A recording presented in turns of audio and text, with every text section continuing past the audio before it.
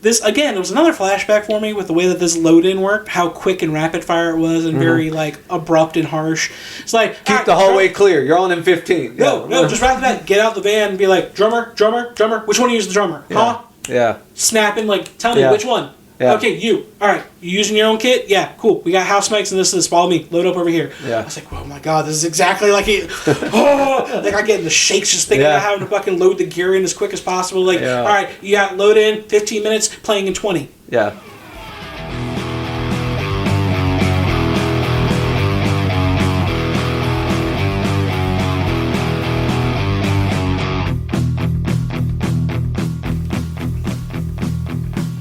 Hello, and welcome to Judgmental Horror Junkies.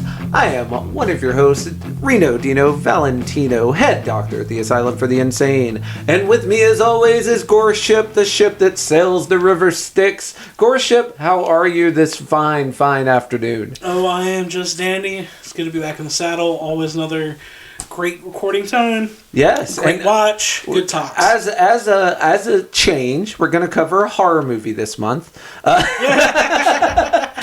Hey, shout out to Cecilia Rose and thank her for standing in for our surprisingly non-horror Halloween episode. Just kidding, April Fools. Shout out nothing. Do better next time, Cecilia Rose. Do you not know how April Fool's works? It has to subvert your expectations, or it's not April Fool's. It's just a day. She subverted and perverted this podcast, okay? Look, it had some supernatural shit. And I'll be honest, it was a really good movie.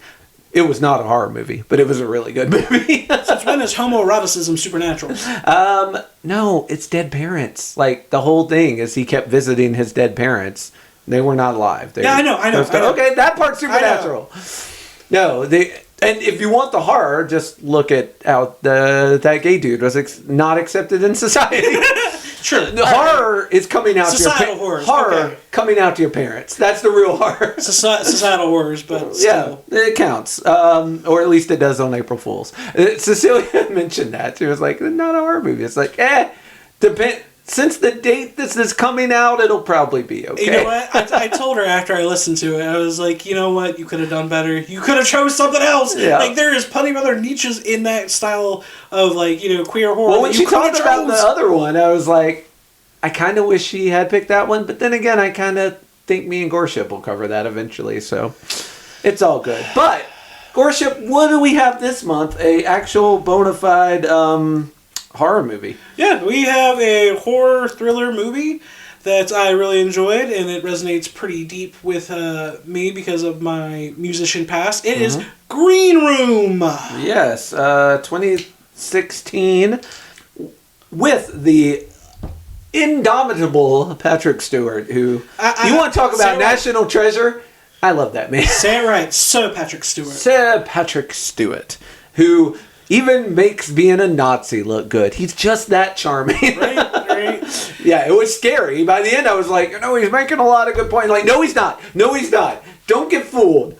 In the same way, when I was watching David Tennant as the Purple Man on Kilgrave on Jessica Jones, I was like, you know what? He's got some good points. I'm like, no, he does not. You shut up. Don't look him directly in the eyes. He's too beautiful. Sir Patrick Stewart, same problem. Like, that is one charismatic son of a bitch.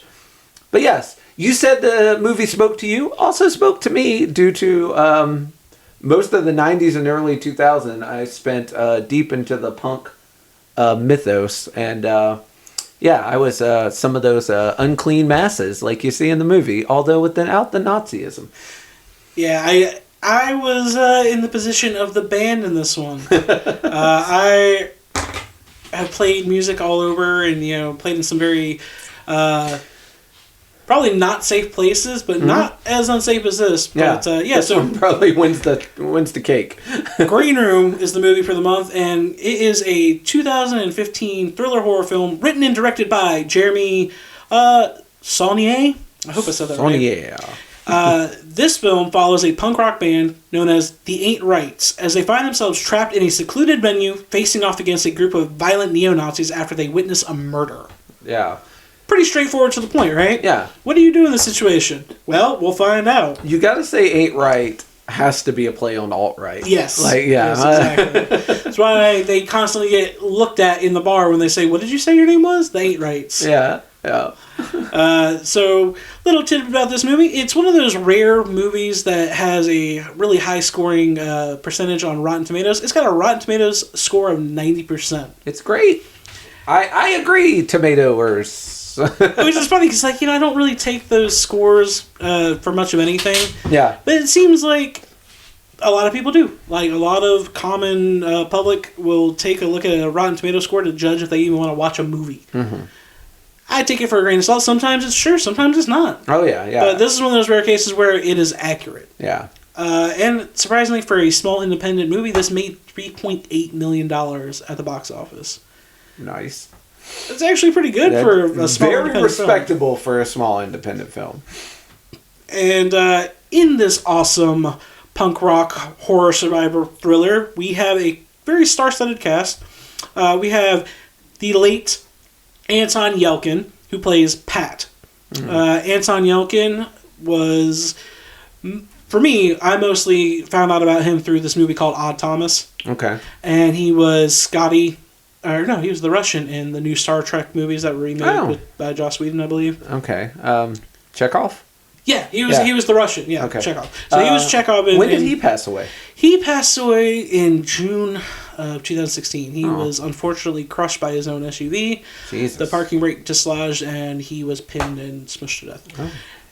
Morbid dark fact, this is actually Anton's last theatrical movie that was released before his death.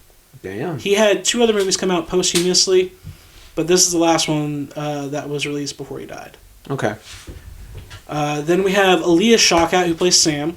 Yeah. Calling Turner, who plays Tiger. I don't know why I want to call him Turg. Joe Cole plays Reese. Imogen Poots, I couldn't believe that was her real name. Imogen Poots plays Amber. And of course, Sir Patrick Stewart plays Darcy. Yep. Little tidbit about this. Sir Patrick Stewart said in an interview that when he finished reading the script for Green Room, he was at his country home in England, and he said it was so terrifying that he locked himself in his house, turned on the security system, and poured himself a scotch. That's when he knew that he wanted to play the Darcy Banker role, because a character that horrifying would be an incredible challenge and make for a compelling movie. Yeah. Quote. And truth. Then you have David Johnson as Tad, Macon Blair as Gabe, and Eric Edelstein as Big Justin. Yeah, Big Justin! So Eric Edelstein is one of those faces, like many, you see in reoccurring roles all the time. You see him in comedy roles, little background roles and stuff, but you never really remember their name. Yeah. And the funny thing about this is that the director of the movie actually saw his picture on IMDb, and was like, "Oh, whoa, that dude looks exactly how I picture Big Justin." Gave him the script to let him read, and he's like, "You're Big Justin." Yeah. Pretty much didn't even have to cast, or even try and cast anyone else. That's the dream, because he just saw the dude's look and was like, "Yeah, you're it. You're the guy." You're it. And it's also pretty cool because, so, all the characters, the bandmates in this movie, none of the actors knew how to play their instruments before they did this movie. They all individually learned how to play their instruments. Oh, damn. Yeah. That's fucking devotion. Yeah. For this gig, Joe Cole, who plays Reese, the drummer, he spent 4 months learning drums to play this part. Damn. Yeah. I thought it was crazy. That's a lot of devotion for a small indie film. Like, oh yeah, I'm willing to learn to play the drums to be in your small independent film. So, we've already covered the plot synopsis. Yep. I just want to jump right in. What were your thoughts the first time you ever watched this? This was the first time. Oh, this was the first time. The Green Room is one that I had heard about multiple times, including from you, Goreship, and had never... It was just always on the queue, you know. It's like I will get around to it, and so first of all, I'm very glad that we're finally that we're covering it, because it finally gave me the push I needed to watch it. But yeah, going in, I just knew it was like my synopsis was, from my understandings or previews or the description from someone, is a punk band plays at a Nazi show and then gets locked in the green room. Like that's and violence ensues, right? So I knew very little of the details except Nazis versus punks, and that's all I needed to know. Spoke to you, right? I'm already in. Yeah, like back in the early '90s when we used to go to the punk club, there was always an underlying like quote unquote threat that like Nazis or skinheads would show up to the punk show, and it was always understood that if they did, you beat their ass and send them packing. I say they, meaning other people besides me. I didn't want to fuck up my nails, but yeah, like it was a clear threat that seemed weird because in the 90s, because I'm an old man, when I was a teenager, there was always this like, oh, the fucking Nazis in the punk movement. We need to fucking kick them out of the punk movement. They shouldn't be here. And to my knowledge, this was the only place Nazis still existed was in punk music. Because, again, I was a fucking high schooler and I didn't know any better. And it also was such a... they were almost fucking unicorns. There was like, you always got to be ready at a punk club because a Nazi might show up. But like, Nazis didn't show up at the fucking little shitty punk club we always went to. Like, I can count on one hand the number of times that actually happened. And it seems ridiculous in 2024 when Nazis are fucking running for president that so much could, all this shit that was bubbling underneath could come to the surface and be so fucking mainstream now. And it makes this movie much more pertinent now than it was in 2016 when it came out. So yeah, that would be, long story short, my entire history and also my feelings about the movie going into it. What about you, Goreship? So the first time that I watched this, I was mostly like, oh man, I play in a band. This is probably one of my worst fucking nightmares. Especially like let's do the flip side in a bad venue. So this is out on the West Coast, and there's a bunch of fucking skinhead neo-Nazis at a fucking somewhere outside of Portland. Yeah, backcountry bar. Yeah. in Portland. Imagine that being here in the South, going to play death metal for a bunch of fucking, KKK members. Yeah. That was always one of my worst fucking fears, is that we wind up going to one of these, like, out in the middle of podunk nowhere venues that we agreed to play for change, for exposure, basically, and it winds up being run by a fucking, Knights of the fucking, White Southernhood loyalty or whatever bullshit. Just goes to show you that the boonies suck no matter what boonies you're in. If you're in the boonies of Georgia or the boonies of Oregon, you're going to find some of the same fucking Confederate flags. And like, I actually do remember making jokes with some of my bandmates back in the day when we were traveling from states, being like, wow, where the fuck are we, guys? Yeah. And they were like... Cue the Deliverance banjo music. Yeah. Particularly that backcountry area between Georgia and Florida that we would travel and play sometimes. The swamps. Yeah, there were some very questionable sports bar, dive bars that we, had to show up and gig for, but we were very much like, all right, let's get the fuck out of here. We don't feel welcome. We're taking our pay and we'll leave. I feel like we definitely were smarter in situations than this band in the movie, but it was still something that I was like, this could happen to us. Yeah. My brain was just like, this could happen to us and I need to be prepared. Yeah. So I watched this movie being like, take notes of what not to do. Yeah. Be packing. Rule 1, be packing. So, we begin our movie by something that I'm very familiar with. You're waking up in the back of the van on the side of the road in the middle of nowhere. Very, very, very all too familiar for me, especially like, when you've been driving long nights and you're like, all right, I just got to pull over. I'm going to crash the van if I don't. Well, unfortunately, in this opening scene scenario... Tiger, our driver, has actually fallen asleep at the wheel and the van has kind of run off the road into some corn. Hey, luckily, the equipment wasn't destroyed. They all lived and they all somehow slept soundly in the cornfield. I mean, I imagine it wasn't like tearing ass. I imagine he fell asleep, his foot slips off the gas, and he just slowly rolls to a stop into this cornfield. Unfortunately, with the motor running, which means they're out of gas. But their battery was still working, so that's fine. Yeah. I mean, that's what you need. Like, yeah, they really lucked out on that one. So we meet our four main characters who are, or our four bandmates anyway, who are Pat, Sam, Reese, and Tiger. And Sam's the only female member. Fun fact, Sam was actually not supposed to be in this movie. Originally, when the script was written, Salyane made it 4 bandmates, guys. Yeah. They were 4 guys, and when he had, what was her name? The woman who ends up becoming Sam, Aaliyah Shawkat. Who you might know from Arrested Development. She came in and did the reading. He was like, oh, she just guessed character. So he changed it. He literally just gender swapped her because she was so good at the read. Yeah. Like, it was supposed to be 4 dudes who got murdered. Well, anytime you can put a girl in a dead Kennedy shirt, I approve. So, Sure. And then we have Tiger, who's got green hair. He's kind of our, I don't know. Him and Pat are sort of our sensitive guys. They're much. Reese is like our violent. Yeah. He's our stomp face punk. He's our curb stompy punk.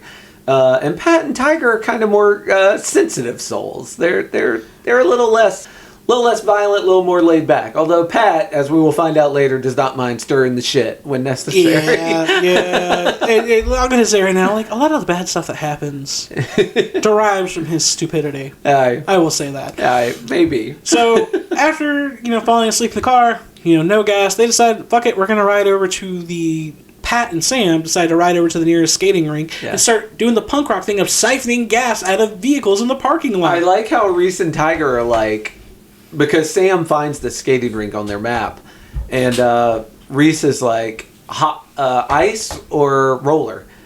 And Pat's like, what difference does it make? He's like, oh, because hockey players are tougher. And at first I'm like, why does that matter? She said hockey players hate us. Yeah, hockey players hate... Well, someone also says they're tougher, because Tiger then says, I know some pretty tough roller skaters. But at this point, I'm like, why are you worried if they're tough? And then I'm like, is it just because you're punks and like you're automatically going to get judged? No, it's because you're going to steal their gas. And sure enough, Pat and Sam are biking to the cars outside of the skating rink so they can do a little gas siphoning. After they successfully steal some gas enough to get their van to on our way. Yeah, they get back on the road and they pull up to a Mohawk stranger out on the street. I'm assuming that they are now in like San Francisco area based off of the building style. Yeah. It wasn't 100% clear.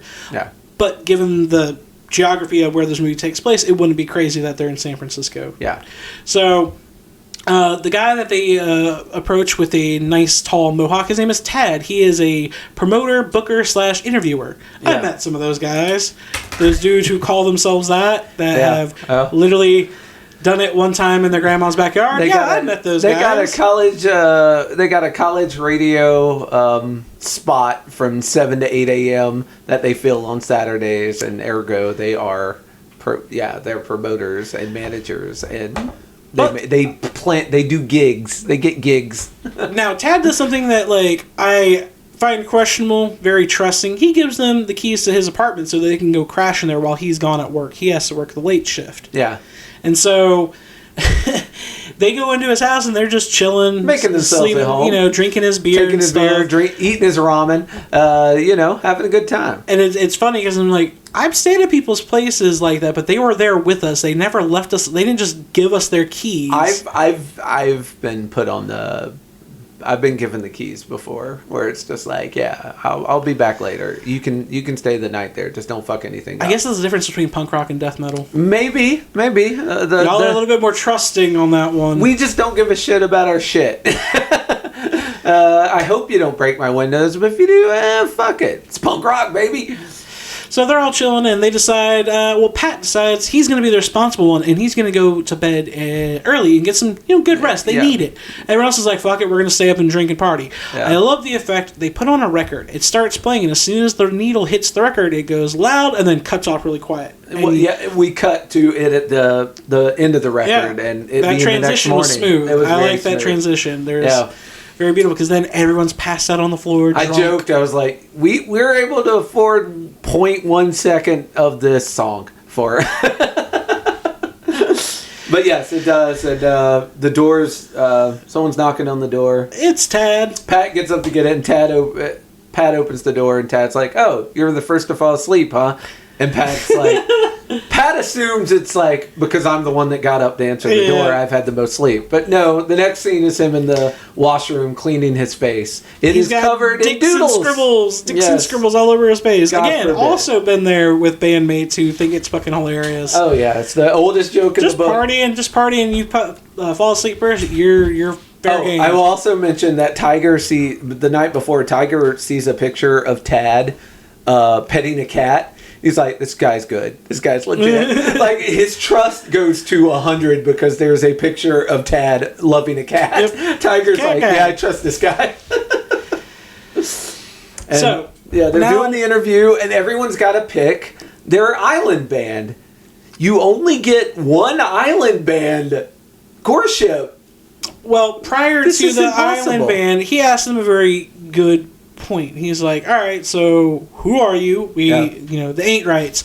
You know, you guys are pretty heavy. You're also pretty fucking hard to find. What's up with no social medias? They give a very punk rock, anti-capitalistic, expressional view of why they are so non-digital age. Yeah. And it really I was like, I get what you're trying to say for, more like character integrity. I get that. Yeah. But also, as a band member and somebody who wants people to fucking hear my music so I succeed, right? Y'all are fucking morons. I'm sorry. So, like, the fact that the band straight up says that they are staying digital free because the way that marketing in the digital age makes it loses the music itself, the quality of music loses its, quote, texture. Yeah. Long story short, got to be there live. Yeah, and I'm like, got to see that. That is a long walk around to just say like, oh, we're a band you have to see live, so that way you can't decide not to come see us. Yeah. Which is also, in my opinion, I've met bands like that who are like, oh, we just have a page but no music. That way people have to come check us out based off of our look. I'm like, so what you're telling me is like, you guys know you're not that good, and you're trying to make sure people come check you out. It's a niche that that there are bands that like maneuver successfully because you're kind of creating a false scarcity. It's kind of like a restaurant that has really good food but it's only open on Wednesday from 11 to 3. Yeah. Like from Wednesday 11 to 3 they're fucking packed because people know that's the only way to get that food. There are bands that have successfully turned this into, for lack of a better term, and to go back to a wrestling term, it's their gimmick. Like, you gotta see us live. Our music is only available at the fucking show. You gotta come to the show. But the problem is, for every one band that does this successfully, there's 100 that fail at it. Because you're right. Some bands just use it as a cover because they suck. And some bands actually are good, but they just don't have the drawing power to ever get outside this niche.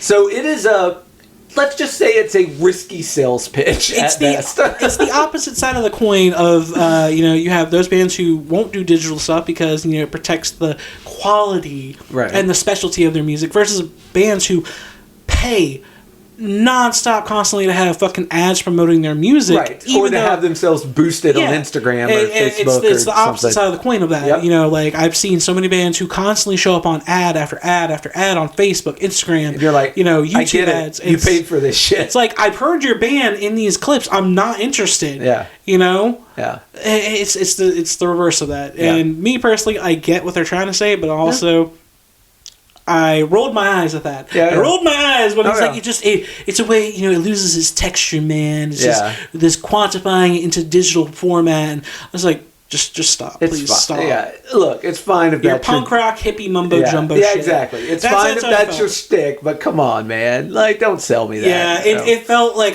holier than thou. It's the right audience because this is going out to a bunch of fucking college kids. True, so I imagine if that's a pretty good sales pitch for that crowd. So Tad goes on to ask them. Now we talk about Desert Island. Yeah, I want to talk about Desert Island because first of all, Tiger keeps flipping back and forth between the Misfits and the Damned. Yeah, and I'm like, God damn, I love the Damned. I'm like, good on you, Tiger. I mean, I love Misfits too, but Damned is like, that's where they're more rockabilly punk rock, and that's kind of where my heart is. And having them all like fighting and trying to figure out what their island music is.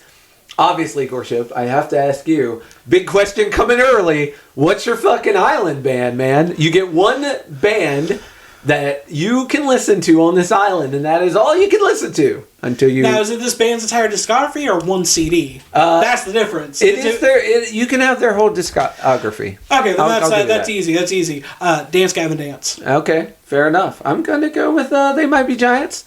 An oldie, more alternative than punk rock, but much like this band does at the end, I'm going to give you the honest answer and not my punk rock answer. And my honest answer is They Might Be Giants. Yeah, that's my honest answer. I might be a metalhead, played metal, and whatnot. Yeah. Well, I don't know that band. What kind of music do they play? Dance Game and Dance is it's considered post-rock, post-hardcore is actually the term, and it's a lot of like heavy shredding, technical mathcore guitar, but there's beautiful singing and chaotic nonsense screaming. Nice. They have an eclectic style of like discography, and they have multiple albums. That's why I was like, does it just their discography or one album? If it's just one album, I'm not picking Dance Game and Dance. If it's their whole discography, I say yes. That's actually one of the reasons I lean towards They Might Be Giants, because like, fucker's got like 18 albums. I'm like, that's a lot of music I can go through. Had to pick someone with a big discography, because there are bands that I probably would like their music better, but I'd get sick of it because they only have 2 albums. Yeah, so, it's like if I chose like a heavy metal band and that's all I had to hear was like their few albums that they had, I'd be like, I couldn't do that forever, just constantly. You also want a band that has a lot of different styles. Yes, yeah. Because you're stuck on an island. Choose Dance Game and Dance, because they'll have a couple songs that are just straight, no clean singing. It's all just like crazy, frenetic guitar playing and some wild going on. But then you have other songs where it's like a mixture of the with the craziness. Hell yeah! And I appreciate it. That's why they've been one of my favorite bands since I was like 15 years old. Nice. So, Tad follows up this great question with some bad news. The gig he promised them is no longer available because the guy lost his license. I'm having more flashbacks. Yeah. I swear to God, I was having a flashback when those scenes happened, and he's like, in the middle of the interview, he's like, should we talk about the show? He stops the recording to tell them. So about that. Yeah. Show's not happening. Last show I threw at the Memorial Center had a lot of vomiting and feces and... Anyways, Fire Marshal got word of it and took my permit, revoked it. So, but don't worry, it got moved. Don't worry, Tad, being a man of his word, got them a backup gig. Hoot hoot. And first of all, they asked, "Is there anybody else on it?" And he's like, "Nope, just you guys now." He's like, "Well, where is it?" It's at a fucking taco shop. Yeah, it's a nice little Mexican restaurant with an audience of 4 people. And then, of course, there's Maybe that one 5. guy that's recording it. He's a diehard. He's like, hey, you never know if these guys blow up, so he's just recording it on his phone. Yeah. Just in case. I can't remember if it's Pat or Tiger tells him to cut that shit off. Because, again, they don't want recordings. Yeah, they don't want any type of digital presence. They do their show and make $650, somewhere around there. Hold on. $688. Cha-ching. $688. After rounding it up. yeah, I thought he's like, that's, you got it all, split 4 ways, this is your cut. And he's like, I gave you all the cuts. She's like, this is literally $6.87. He's like, well, 88 if you round it up. Yeah. At that point, Reese tries to kill Tad, and Tad's like, give me a day, I can get you a better gig. Like, blah, blah, blah, blah, blah. Like, don't kill me. He jacks him up, he's like, why don't I just fucking murder you right now? Yeah. And Tiger's like, calm down, jujitsu. Yeah. Again, Tiger and Pat are a lot calmer. That Reese is definitely the dude with a fighter's past. We'll get to see him whip out some MMA in a little bit. And I've also been in this position as well, where you're so beaten and getting screwed over on fucking pay from a shitty promoter that you trusted. Yes, they let you fucking stay at their place. Yes, they fucking help you get a new get a clean shower, freshen up, whatever. But then they stiff you on pay that you drove out of your way for to go to their town with promise of a gig. Yeah. I understand that frustration. Also, I understand the frustration where Tiger's like, let's just fucking call this tour. We're done. Just call this tour. Let's go home. Yeah. Which they should have done right there. Yeah. Tiger should have done. Pat the right and Reese were right. Not Reese, but Pat and Tiger were like, yeah, let's just fucking call it a day. Yeah. Head back home to Washington, D.C., which is on the other side of the fucking country. That's a hell of a drive back. Now, when Sam says that we've only got enough for 1 tank of gas and we'll have to siphon the rest of the way there. The entire way across the country. They will make it into Texas before they have to start siphoning. That 1 tank of gas will get you to the very beginning of Texas from where they're at. Yeah. And then the rest of the... If they are, in fact, in San Francisco. I actually think they're a little further north, simply because... they're close to Portland. Yeah, because Tad mentions... He's like, well, if you want your kind of music... It's going to be right outside of Portland. Yeah, he said the scene is dead here. Yeah, the scene is dead here. But I can get you a gig. Just let me talk to my cousin. Yeah. Now, and sure enough. Part of me wonders if this was a setup. Yeah. So, Tad put them in touch with his cousin Daniel. Yes. And he lets them know where they're going right before they leave to go. And he also tells them it's a $350 gig. And that is, for a fucking touring punk band, that's big cash. That's good fucking pay. That'll get them home. For a guaranteed pay. Yes, that'll get them home without the taste of gasoline on all of their breath. They won't have to buy food because they got rice and beans from the taco place. Hell yeah. They got paid in edibles. It's kind of like when you go and wrestle and then they're like, free hot dogs and beer. Thanks for your work. Yeah, and a handshake.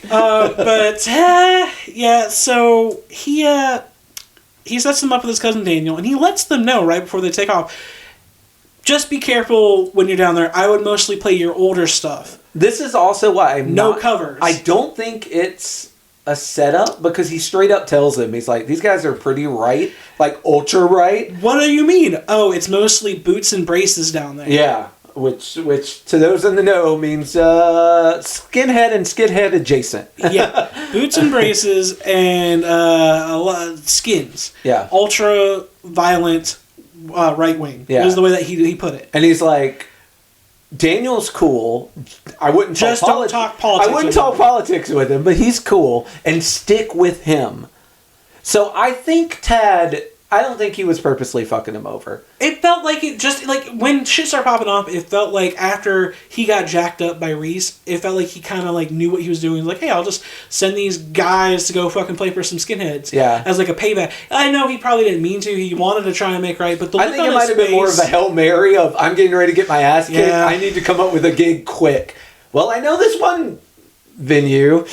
Again, I'll call my cousin. This is just from my own personal experiences. That's why I kind of think it felt like a setup. I know he was. It might have been. Trying to do right, but after you get punked out like that in front of other people, kind of felt like he wanted to get a little bit of revenge by sending them into a dangerous place. Maybe he didn't think it was going to end the way it did, but he was like, maybe they'll get shaken up a little bit. Like maybe they'll go there and they'll leave. Yeah, running. Just run. Yeah, like. I don't think he thought he was sending them to die because we'll find out later that Daniel's not even as into this shit as some of the people there. But that is one of the things that you don't really ever get. You're not really ever informed on and whether it's a setup or not. Loophole wise, sure. Maybe this is just me and my mental faculties as a band member. If I was presented a gig that, yes, it did play well, but it was at a place contrarian to our core beliefs as a group, not being fucking racist. I don't think I would have accepted. The band accepted this offer knowing in advance that they were going into enemy territory, that was not what they believed in. I found that questionable from the jump. Yeah. And it took me a little bit out of it because I'm like, you are not smart band-making decision leaders. You fuckers are lucky they've gotten out of your home state. Like, yeah. I'm gonna say, I don't know. Maybe that's just me because like I've been put in those situations when I was younger. Yeah. And playing and I learned, but I was never in somewhere that bad. Yeah. The worst thing that ever happened is we played a house show with a bunch of fucking crew guys showing up from Charlotte. Yeah. And they all were wannabe fucking boot stompers. Oh, God. They wore their Doc Martens with their little fucking Journeys bout laces. Yeah, yeah. And they thought they were fucking hard. Yeah. And that's, fuck you, Irish Mike. You never find me.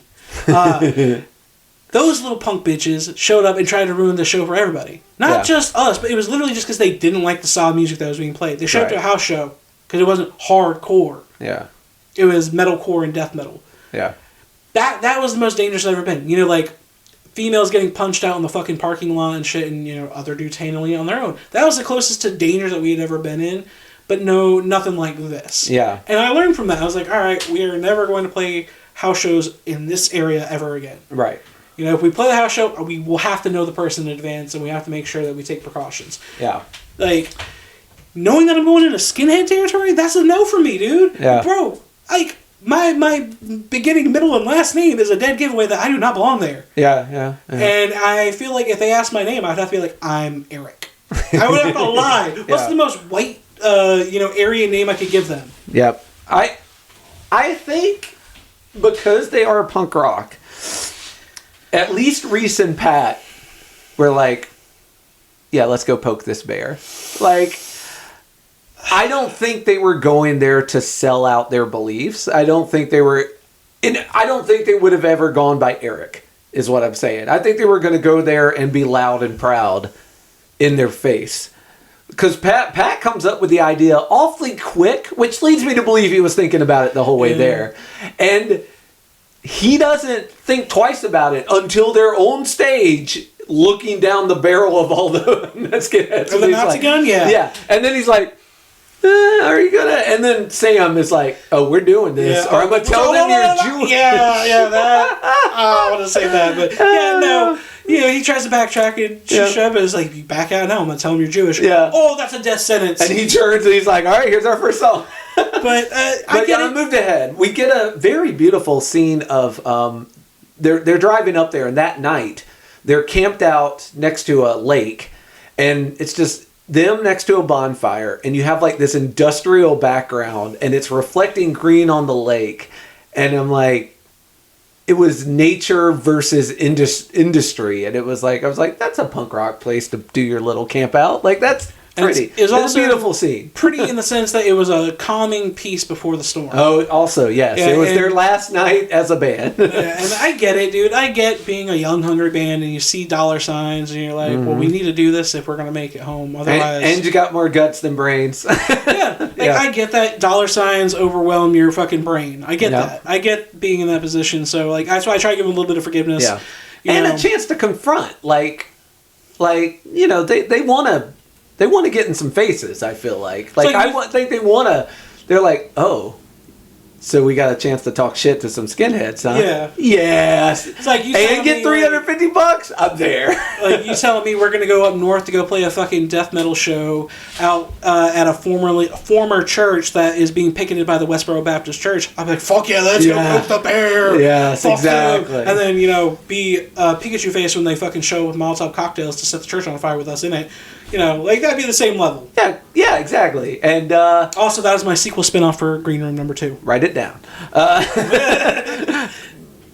Yeah, right. And it's great. It's I wish this had went that way, but so they show up and they meet Daniel, the cousin of Tad, and here's the part that I'm hoping you can clear up for me, Goreship, because I did not get it when he talks about Tad.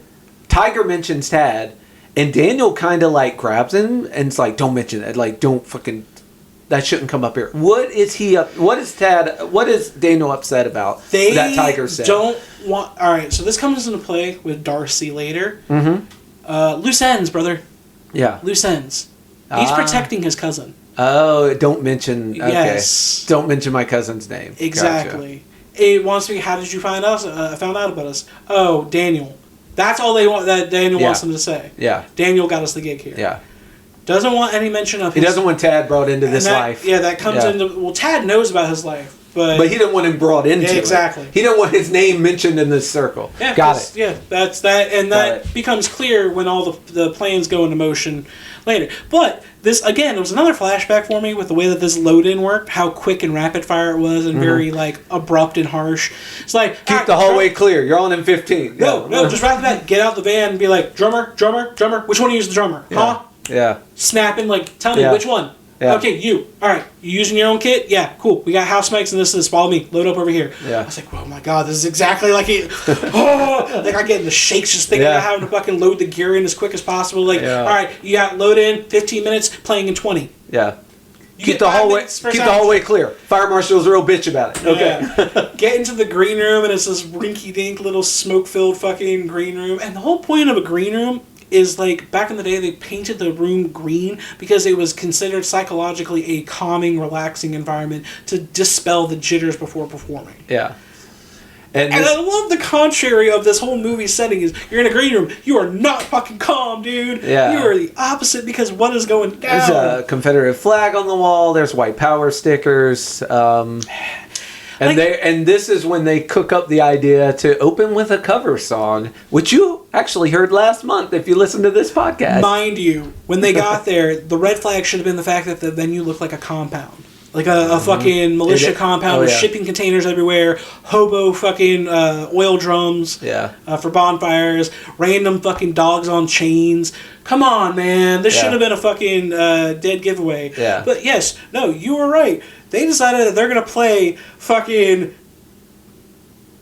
Nazi punks. Fuck off, Nazi punks.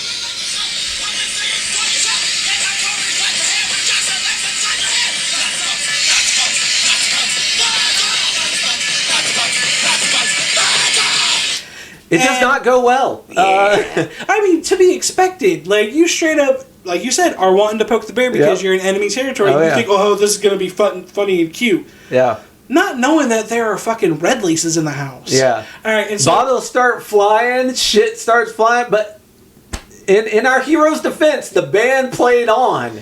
Much like the fucking band while the Titanic is sinking kept playing. These people played while dodging bottles, shoes, bricks. Like it felt like a very true punk rock you would see back in the day. And I will also say, a lot of these fucking Nazis are fucking weekend warriors. They don't take this shit seriously because as soon as they go into the next song, they like it and they just start moshing. Yeah, well, to be they won them back. I was like, I've seen that happen. Oh yeah, I've seen that happen at metal shows where they'll play a cover of a cover song that's really popular amongst like a deathcore or metalcore band that everyone's fucking tired of hearing. Yep. And they boo you, but the second you start playing original music, they're like, okay, all right, now I'm going to start fucking headbanging and moshing. Yeah. The exact same thing that happened here. Yep. And I will say the second song was a lot heavier when they started doing like a hardcore style chugging and breakdown. I was like, we went from punk to hardcore real quick. Yeah. But I love the slow motion, artistic, expressional view of the people moshing in slow motion and push pitting. It felt very... The soundtrack to this is surprisingly less punk rock than you would think. Yeah. Like a lot of times when they could Copyright issues. Yeah. Copyright. You can only use 30 seconds of a song before it breaks copyright laws. And even then... When you would expect a punk rock song to start playing, a lot of time it goes into this soft, slow motion instrumental, which... Again, I use this term possibly too much, but the contrast between these people moshing and the kind of music you'd hear in an elevator at a really nice hotel it's striking, and it's good because the director, the writer, the music cinematographer, these people didn't take the easy way out, which would have been to just find some punk song that doesn't, and just fucking throw it here. They didn't do that. Even with copyright, like you can find some cheap ass punk rock songs. You can find some public domain punk rock probably if you look hard enough. But they didn't. They were like, no, this is going to be an artistic piece of like showing these people with these horrible beliefs just having a good time, and this band doing what they do best and like turning this whole crowd who was against them 30 seconds ago into fanatics for the band. Like just through the power of their music. Yeah, through the power of their music. So it was a very good scene.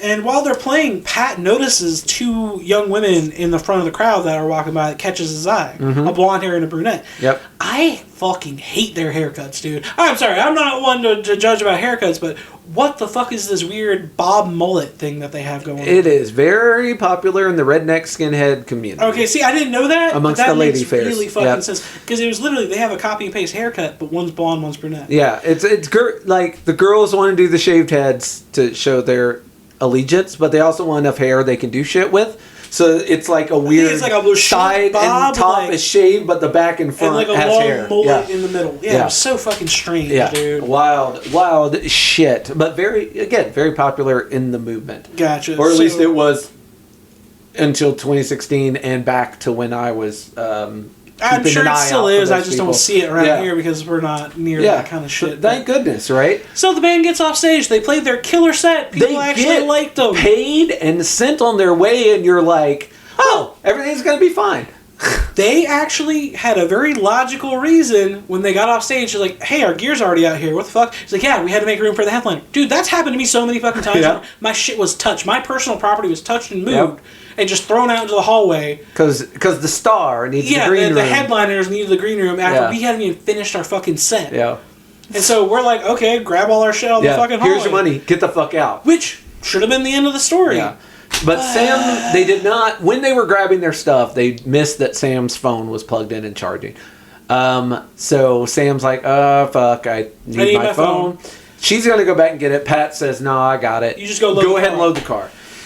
Pat goes walking in and stumbles upon a murder scene. Because why the fuck wouldn't you? Yeah, that brunette girl he had just seen in the crowd is laying dead on the floor with a knife sticking out of her skull. Yeah, like right above the hairline. Like, just fucking pretty as you please to the hilt. It is sticking in to the head to the hilt. Now, to go through bone of the skull and that far in takes a lot of force.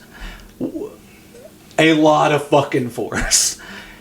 You have the other girl, the blonde, crying, and the rest of the band just kind of hanging around, looking at the dead girl.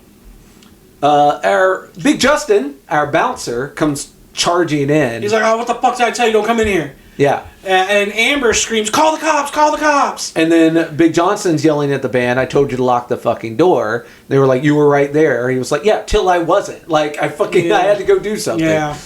So everyone's mad at everyone. And I should also mention, real quickly, there's a guy named Gabe who, when they first got there, was kind of showing them around. He was the guy showing them how to load it. Yeah.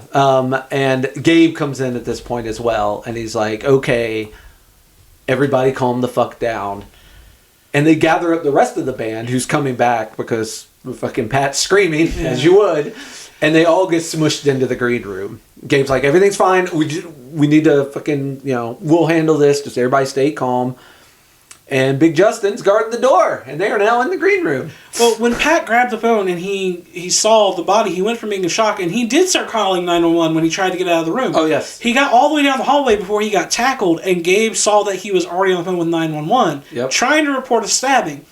Yep. Gabe said, fuck, and hung up. Yeah. He's like, he called. You let him call. Yeah. I feel like they might have tried to negotiate with them to let them leave. Probably not, knowing Darcy. Yeah. And all this. Well, they could have gotten out before Darcy got there. Yeah, if the 911. Because Gabe's kind of a pushover. Yeah. They could have got by Gabe. But no, because the 911 call is like, all right, well, now we have to go into fucking containment. Yeah. And so they toss them all into the green room with the dead body and the screaming blonde girl. And the rest of the band. Yeah, one of which you assume is the one who did the killing. Yeah. We will find out correctly. Whew. Yeah. Yeah, so this band is named Cowcatcher, by the way. They're the headliner. And the lead singer of Cowcatcher is the one who... I don't think this is his real name, but it's a cool stage name, Kurgle. Kurgle. Yeah. Kurgle is the one who did the stabbing here. Yeah. It's really disturbing because when Gabe starts going into motion, like, all right, well, I need this, and that. It's literally like a business. He goes to their bookkeeper. Yeah. And basically... Clark is the bookkeeper, yeah. Is like, all right, well... He's also the dog trainer. He'll come into play more later. I need $600. For what? Somebody's been murdered. Yeah. He's like, oh, fuck, now we have to go back through the books. Shit, okay. He's like, I just gave you money to pay the bands. He's like, yeah, well, now somebody's fucking dead. Yeah. And Clark calmly counts out the money. He's like, well, we still got to balance this in the books. Yeah. Hands it over to Gabe. So you already get the idea that, like, Clark and Gabe and Big Justin have had to handle shit like this before. Yeah, it's nothing new to this organization. Yeah, like, people get accidentally murdered all the time. And purposely murdered some of the time. The plan starts going in motion. Gabe calls Darcy, who is the leader of this group. He owns this property. Yeah, he owns it. And is leader also of this group. The leader of the neo-Nazis in this chapter. Yeah. And so Darcy tells him to start doing the cleanup. He's on his way there. Yep. Part of that cleanup requires him to get the band who is the headliner to still go out and fucking perform. Yeah. The show's still going on. Yeah, yep. So, Cowcatcher, you're on stage. As they're leaving, Kimmler, the guy who killed her, turns to Pat and said, you guys played a killer set. Yeah. It's heavy. What was the name of that second last song you played? And Pat very squeamishly goes, Toxic Delusion. He's like, yeah, that one. That's the one I did her to. Yeah. Bruh! Yeah. Obviously, Cowcatcher, a bunch of goddamn nut jobs. As they go out, Gabe realizes that a stabbing has already been called in, which means we have to resolve this stabbing. He gets on the phone with 911 and finishes out the call. It's like, yeah, so I need a report. We got disconnected. That's all. Yeah. Need to report this stabbing. And then he gets two believers, two of the faithful, to reenact this stabbing so that he can send the cop on his way. They will be their fall guys. With the reported stabbing, yeah. That was part of the money that he took out so he could pay them. And he's like, wait. Give me that money back. They're like, wait, what for? He's like, you get booked, you won't have nothing. He's like, these are vouchers, I'll give them back to you. Yeah. And we'll double it if you actually end up serving time. Yeah. But they're like, the knife is short enough that there won't be a felony. To not be a felony. Like, they've got this planned out again, like clockwork. They've done this before. So yeah, the stabbing goes on, which is just great. Big Justin's got a gun on our crew. He's holding the line against the door so that the band can't leave. Amber's still in shock because her friend got killed. And Pat, Sam, Reese, and Tiger are slowly realizing that this is not normal and this is kind of a bad situation. And that they may need to get the fuck out of here. But there's a guy, the huge fucking guy with a gun, guarding the door. Reese starts talking about trying to fucking beat him up. And Justin talks. They have a conversation about the gun. It's got 5 bullets. A reoccurring thing in this movie will be about how many bullets there are. Because through the whole movie, everyone's keeping track of how many bullets are in how many guns for different reasons. But this is the first time it comes up, is Justin talking about his 5 cylinders. He's like, yeah, it can only hold 5 because they're big fucking bullets. So when Darcy finally shows up, he basically takes control of the scene and is like, all right, time to cut the loose ends. Starts searching the van. He asked Gabe for the lowdown about what actually happened. He said that, there was a stabbing, one of our own. Yeah. He wasn't coy about it. He's like, yeah. Lead singer Cal Kester off the bitch. Stabbed Emily, who's our dead girl. Yeah, I forgot that was what her name was. Yeah. Also, when he shows up, he's just like, fucking another day at the office. Yeah. The way he's just so like non-cavalier about it is the best way I could put it. Is just like, he's like, oh, this happens all the fucking time and I gotta do damage control once again. Yeah. And it's kind of crazy. So he basically is like, who knows that this band is here? Yeah. He's like, why are they here? Who got them here? Yeah. That comes into play what you were asking about, Daniel asking about Tad. Yeah. Darcy wants every person who knows eliminated. He's like, there's no witnesses and no testimony. Nobody knows the band never came here. Yeah. Wink, wink, nudge, nudge. Yeah. And that's dark. That's very subtle, but dark as shit. He's a family eliminator, is what he is. Yeah. Take them all out. Yeah. And so Darcy goes with Gabe to try and talk to the band through the door. Yeah. And get them to lure into a false sense of security and explain to them that there's just been a misunderstanding. And Amber says, and I like this line, they are playing a fucking show. But she's talking about Darcy and Gabe and Clark. Yeah, because you hear the band Big playing. Justin. Yeah, but she's not talking about the band. She's talking about they are playing a show. This is acting. Yep. Like, they are going to kill all of us. And Sam does not trust Amber because Amber was with the skinheads till the stabbing. So they're talking through the door and they eventually push on Big Justin. Yeah. Big Justin has a gun pointed at them this whole time. Yes. I forgot to mention, he pulled out a gun and is holding them hostage in the green room until Darcy says otherwise. Yes. So, but Darcy is trying to get them out of there, and Darcy is trying to alleviate their fear. So he straight up tells Justin to give them the gun. Take the bullets out, hand them the gun. Yeah, so that we can... And his excuse is like, well, we don't want that gun going off. It's not a registered firearm, and that would be a real mess for me. Yeah, right. So let's just eliminate the gun. He's got an answer for everything. But yeah, long story short, Justin hands over the gun, and Reese fucking takes his ass down. Yeah. Puts him in a fucking arm bar like he's in the Ultimate Fighting ring. Like, fucking drops him. Yeah, and that's when they're like, all right, well, now that Justin's been, being held, we are not coming out until we hear the police out there. Yes, we will come out for the cops. Yeah. We're staying in here. and they cock the gun and they say, "Oh, and Justin's staying in here too." So now they've got the gun and the bullets, and they also searched Emily, which I thought was sweet. Pat straight up asked Amber, like, "Hey, I'm going to search your friend, okay?" But like, Amber was just like, "I don't care." Yeah, Amber's zombified at this juncture, still in shock. And he searches, and they find this little napkin with the word Fleischwolf on it in German. Fleischwolf. Or I have no idea how to pronounce it. But, yeah. So that's a weird thing. They're trying to decipher it. And they're like, I don't know what this means. Yeah. We will find out later what that means, of course. And during this time period, Darcy is frustrated with the band not cooperating, so he goes back outside. He says, I need to gather a squad of red laces. Yes. So for those who don't know, red bootlaces are mentioned a couple times throughout this movie and shown visually a couple times when they show the bottoms of the feet of people walking through the crowds. Yep. Once the reference is mentioned, you can't really forget about it. Usually, red laces are a sign in the neo-Nazi group of a ranking system of people who have spilt blood for the covet, for highest the group. ranking, the true believers, and it's people who are allowed to be informed, like a moving up in the ladder of army. Yeah, like you're allowed to have information that grunts aren't allowed to have, yeah. And it's something that is still prevalent in today's skinhead culture.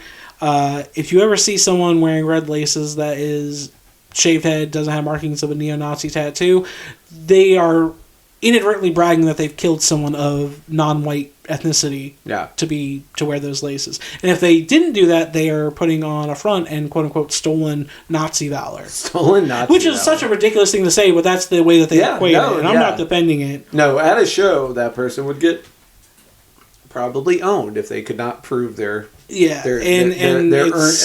the laces. It's one of those things that they play. They constantly go back and refer to red laces throughout the rest of this movie in terms of the people that they are gonna have be their organized killers. Yeah, people that they fucking are like, we only need like 4 or 5 of you because we can't have too many of you go disappearing. Again, true believers, people who will do anything for the cause, and people you can trust to keep their mouth shut because they've got blood on their hands. It's kind of like you've got dirt on them because they've killed for you. Which means that you can trust them to do whatever you want. And they've already proven they're willing to kill for the cause, so yeah. And obviously, tag me in, coach. Darcy holds them in high enough regard to be like, when asked, all right, so who are we getting in on this? Yep. Only red laces. Yep. So that means anybody else in the movement that, while they might be loyal, quote unquote, you are not trustworthy enough to do a mission like this for Darcy's liking. So Gabe and Clark start gathering the group, and I think at this point Darcy says to get Daniel. No, that's after the second attempt to talk to the band. Okay. That's when the full plan goes into motion. Yeah. So the band starts trying to make weapons to protect themselves using items around the room, like taking out a light extinguisher, light tube, a piece of metal lining from the ceiling. Mm-hmm. And the plan that Darcy has come up with starts with the false security. The lights go out. Yep. The lights go out completely. And they're like, oh, they're trying to fucking scare us out. Somebody get an eye on Justin. Don't make a move. Don't let him out of your sight. Amber, a pro in the dark, immediately hits her lighter, lights a cigarette, and gives them to Justin, and basically tells, I think Reese has the gun now, and she basically tells him, hey, if the cherry on the end of that cigarette does anything you don't like, fucking put a bullet in it. Yep. Yeah. And he's like, will do. And everyone else is like, no, don't do that. And Reese is like, no, I'll fucking do it. I'll fucking do it. And again, Amber thinking on her feet. Like, I would not have thought of that, and certainly not that quickly. But Amber immediately, because she was raised in this environment. So she knows violence, and she is prepared. Like, Amber and Reese are the two that are prepared to do violence. She is engraved into the Nazi cult, so she's aware of their workings. She obviously, I don't think I ever looked at her bootlace colors, but I don't think they're red. I don't think they are either. They were yellow. They were yellow. Okay. She had yellow laces, which is a different meaning in Nazi terms. Yeah, means you've wet yourself. during a high stress situation means you wet them. But so they cut the lights off as an excuse to come back inside and tell the rest of the concert goers, "Oh, we tripped a breaker. The concert shut down. It's over. Well, we got our generator back up. But the show's over with. Everybody can leave." It's a way for them to clear out "quote unquote" innocence. Yeah. So no one else has to get involved. As I described them earlier, the weekend warriors, the people that are only in this as like it's a scene, it's a place to belong. Yeah. But I don't actually want to kill somebody. Yeah, get rid of all those, and also we can get Catcher off the stage and send them somewhere to hide out. Yeah, and that's the next part of the sequence. While everyone else is being shipped out, Darcy wants to make sure that the band is taken care of. Now you can read that two ways. Taken care of as in get them somewhere into hiding. Yeah. Or get fucking rid of them. It's both. Yeah. It's both. So, Darcy basically goes into his private stash in the shipping container office and... get some heroin. Get some H. Gives them money. And gives them heroin with the rival gang sticker or logo stamped on it. Yep. Because this band, he knows they like to party. Yeah. He's like, priorities. And so... he straight up tells Gabe, he's like, yeah, these dudes get popped or pinched and they find them with this, they'll think it's the rival black gang's product, not mine. Yes. So that covers my trail of it being led back to me. Yep. Now, that's all fine and fucking dandy. He tells them to go hide up in this place that he knows about. It's like, you'll be safe there, just go lay low, and we'll let you know. Enjoy the party favors. Yeah. I'm like, that's sketchy. Get them the hell out of there. That's sketchy. Yeah. So they go back again to the band, trying to get them to come out and talk and negotiate and be really sweet. Little PSYOP 101 by our man Darcy, which makes sense because every fucking group like this, every Nazi group, every Proud Boys group, they've got that fucking charismatic leader at the top. The guy who is able to fucking sweet talk anyone into anything. The face of the company, as they were. And Darcy is that to a T. That is the scariest part of him. Like, he almost talks Pat into just walking out there. Yeah. Like, he's like a siren song. Because Pat, God bless him and Tiger went in this peacefully. They want to just get the hell out of there. They want to go home and they just want to forget what they saw. They never saw anything. Yeah. And it almost works, but Amber and Sam, the ladies, are the voices of reason here, talking them into not doing that. The scariest thing about Darcy is how he puts on this almost very convincing, self-respect demeanor, and it tries to lure you into this, sense of security, because you don't feel the malicious intent, even though it is clearly there. You don't feel the malicious intent. Yeah. Now, a fun fact about that is when this movie is being filmed, originally all the scenes of them talking through the door had been shot with both Patrick Stewart's side and Anton Yelkin's side. But the director wanted to do this thing where he completely cut out the majority of the scenes with Darcy talking because he wanted his voice to be more imposing than having to see him. Him talking to them through the door, he wanted it to air a much more unsettling of feeling than having to see him. Like, his words would have done the what you wanted. Yeah. That's what would strike the fear in you. And I think it worked. I think not seeing him as much and only hearing him really kind of added to the this is very concerning. This is scary. This dude's a little off and he's too nice. Yeah. So, like, because, like, if you saw the conversation, you could see his facial expressions. Just having to hear him, you don't know what's real and fake. Yeah. And, but yeah, you're right. He, almost tricks Pat. Yeah. But Pat, thank God he had those two females there to fucking save his ass because he would be dead. Yeah. So they talk. He wants to give the gun up, and they talk him into exchanging it for a phone. That's the plan, right? Like, he's like, all right, and Darcy's still not on board, and he's like, all right, well, I can give you the gun, but we're keeping the bullets. And Darcy's like, oh, that's good. That's safer for all involved. And they agree to this by saying, all right, well, Justin, I'm going to put you back in the arm bar. Yeah, he's got Big Justin has to, because Big Justin's been in here the whole time under house arrest. And let's not forget that before he was put back in the arm bar, when he was sitting up against the couch, they were going to search him. He took out of his pockets a box cutter and a fucking lighter and, a cell phone. Snap. They're like, motherfucker! Yeah. Yeah. But now we have another weapon. A box cutter is there. Right? Which, that'll be useful later. And so Justin gets back on the ground. Reese puts him back in the armbar. And they start to crack the door. Now, Amber is looking... There's a little vent at the bottom of the door. And Amber is looking through the vent. And so she can see the feet Darcy's outside. feet. Yeah. And when Pat says back up, Darcy does. Like, she watches his feet back up. But as the door's opening, she can look to the left and see there's lots of other feet. There's 3 pairs of red laces with machetes in their fucking hands. Yeah. Holy shit! Yeah, so she yells. Pat starts to try and shut the door, but does not get it shut in time. And I call this the arm for an arm scene, because Pat's arm gets fucked up before he can pull it back through the door. And he drops the gun. Bro. But at the same time, Big Justin gets his arm broken by Reese. Yeah. And I'm like, yeah, arm for an arm. Dude, the thing that got me is when she saw the red laces, she immediately screamed, "They're fucking killing us!" Yeah. She knew. Yep. She saw red laces, she said, "That's a death sentence. That's death squad shit." Yep. And I think her screaming, "They're fucking killing us," is what made him go, "What?" And then that's when they grabbed him. Yeah. And started hacking his fucking arm. Yeah. Oh my god. And that arm was so gross. Bro, when he pulled his arm back, from the top of like where the elbow joint is all the way down to his wrist, his hand is barely hanging onto his wrist. Oh. It's been chopped so bad. Oh god, It's just barely dangling there. It was rough.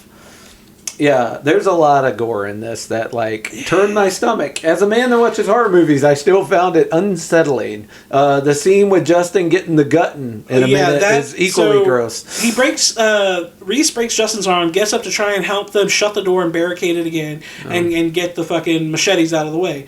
When he locks it, Justin tries to fucking go for the box cutter. Yeah. He tackles into Justin, starts choking him out. UFC style, chokes him out. Yep. And Reese is choking Justin out, and he's like, let me know when he's out. Yeah. He's asking Amber. Yeah. And he looks like he's passed out. And then he lets him go. Okay. And then he gets he gets ready to get up, and as he's getting ready to get up, he wakes up again. He's like, he's not out, he's not out, he's not out. Grabs him one more time, and he chokes him out to where foam starts coming out of his mouth. Yeah.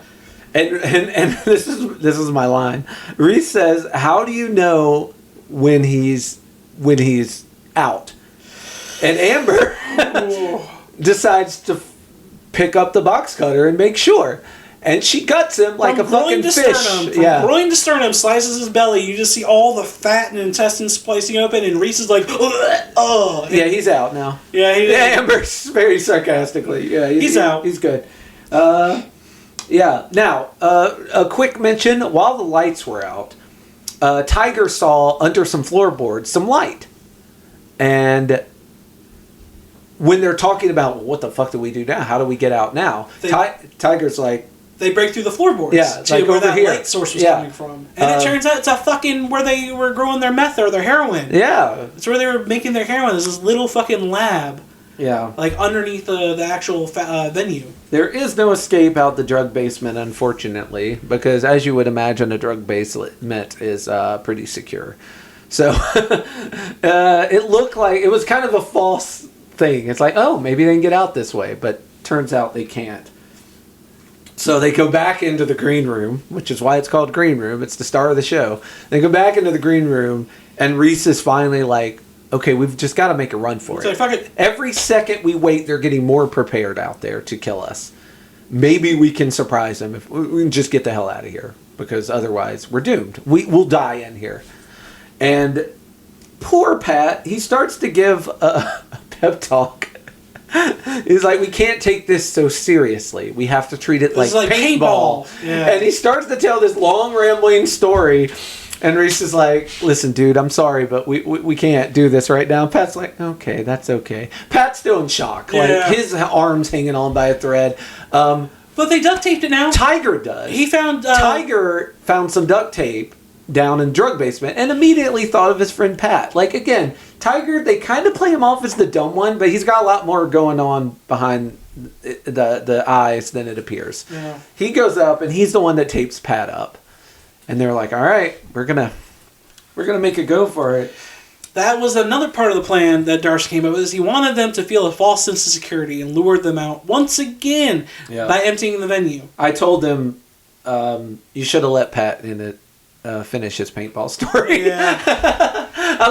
And I knew it was going to come up later. I was like, that was too good of a story that didn't get finished. So, while the band is finally making a stance to like, well, fuck it, let's just make a run for it out there. Yeah. Outside, Darcy and the rest of the fucking Red Laces and Nazis have decided, all right, we're going to let the dogs go in. Yeah. Oh, so, they also, real quickly, right before they walk out, they say what their real island bands are. And it's like Simon and Garfunkel and Hall and Oates. Sam's like Simon and Garfunkel. It's just light shit. Yeah. Except for Tiger, who's like, nah, dude, still Misfits. And Reese is like, you're a real one, Tiger. In the background, even though she's not part of the fucking group. Poor Amber. Amber's like, Madonna and Slayer. Yeah, she says it to herself, and I'm and at that point, I really felt the isolation of Amber because the rest of the group does not accept her because she's fucking a Nazi. We don't really trust you. You're one of them. And I felt bad for her when she said it to herself. I'm like, oh, you want to be a part of the group, and Pat still didn't have a fucking island band. He's like, I don't. Yeah, Pat had trouble deciding. Yeah, so this is the second time he's been flummoxed by that question.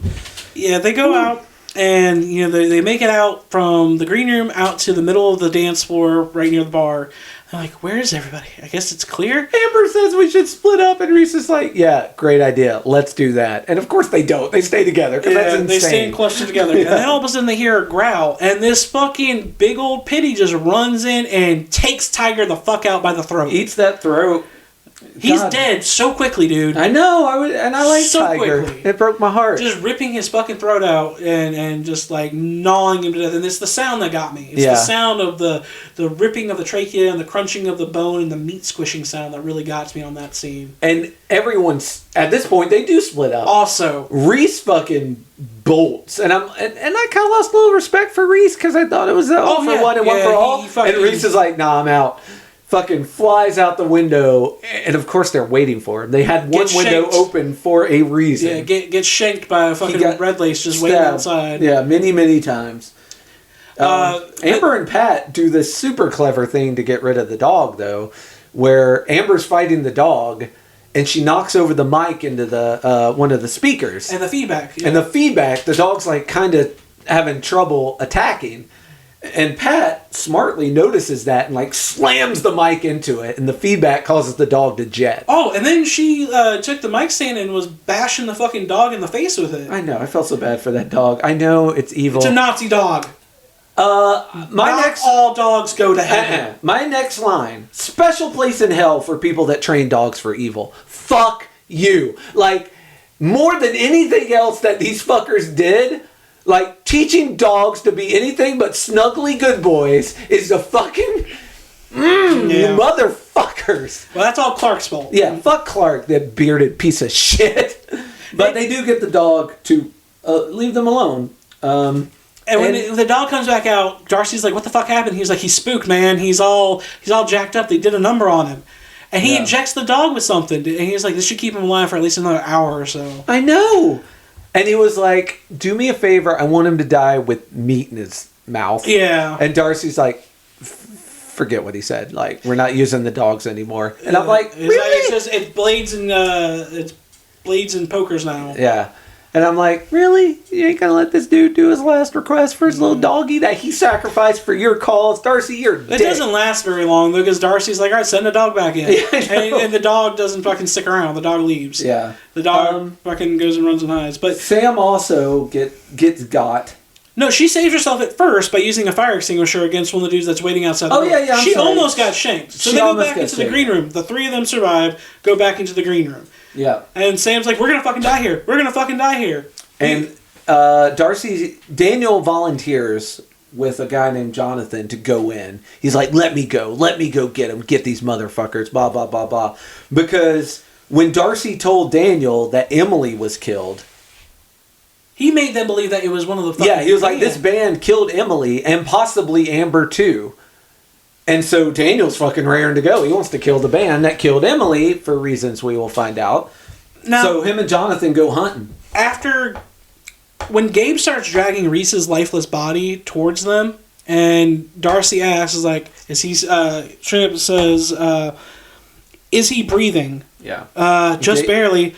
let him bleed. The later the time of death, the better. I will also say at this point, Gabe looks very... remorseful? Remorseful and uncomfortable, yeah. Like, this is a little more bloodshed than Gabe was willing to put up with. Yeah, fuck. And this is where we get the revelation about Emily and Daniel and what's going on. Yeah, Daniel and Jonathan bust in on Pat, Amber, and Sam. And he's getting ready to kill Pat.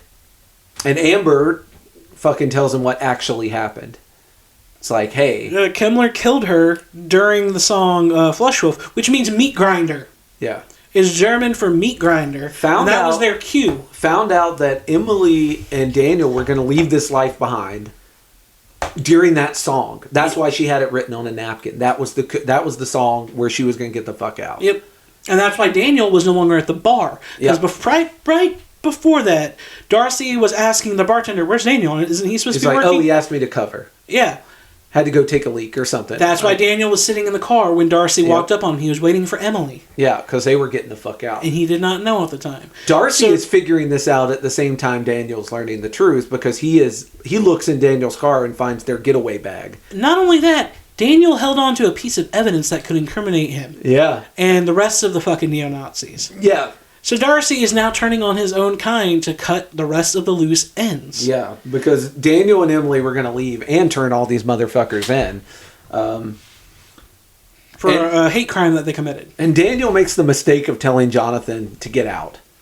Which I would have fucking shanked that motherfucker. Yeah. But I guess they may have been friends from way back. I don't know. But for whatever reason, Daniel lets Jonathan go. And now they've kind of got another ally. Because Daniel's like... I'm going to help you get out of here because they fucking killed my girl. Yeah, absolutely. Which, aw. And apparently the guy that killed her from Cowcatcher was her ex. Makes sense, right? Basically, not only are you trying to leave us, but you're leaving with a guy that's not me, so I'm definitely killing you. Yeah, you're getting murdered. And so Jonathan comes out and Darcy's like, well, where the fuck is Daniel? He's like, he's just in there talking with them. Yeah, which is when Darcy makes the connection. And Jonathan tells him, he's like, yeah, they told him that fucking Kemmler killed Emily. And he's like, And then walks up to the car, and he's like, you bastard. Bugging out. And then he gives the order. He's like, all right, just kill them all. Yeah. Wait, but Daniel's in there. Him too. Yeah. He's like, I said everybody. He turned against us. Yeah. He's like, he's not one of us anymore. I will say Sam is pretty brutal with this fire extinguisher. Like, 2 or 3 different times when they come busting in, she gets them right in the face and buys them time. But unfortunately, the dogs come back in, and the dogs get Sam. So, let me say, dogs working fucking overtime here. Daniel leads them out of the green room. He's like, all right, we're going to get out of here. I know a boom shotgun blast to the face from the bartender that was covering for him. Yep. That bartender comes in from the side door.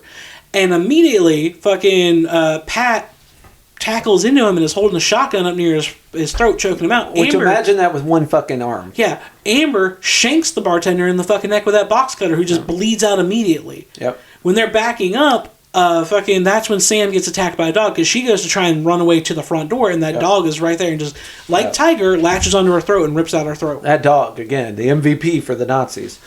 Because when they get outside... Amber's got a gun now, with the shotgun. She gets shot in the leg. Yeah. And I felt really weird about this, that Pat was just screaming, no, Sam!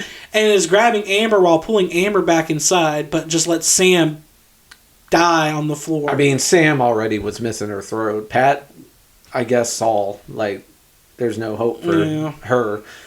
Plus, Pat was always nicer to Amber than the rest of the band. True. I think he immediately accepted her as an ally, whereas the rest of the band did not. But, Darcy says, don't shoot Amber. But it's too late. Bullets are flying. Amber gets a stray shot. Pat pulls her back inside. And once again, they're hiding in the green room. This is the only place that they can keep going back to keep fucking hiding in.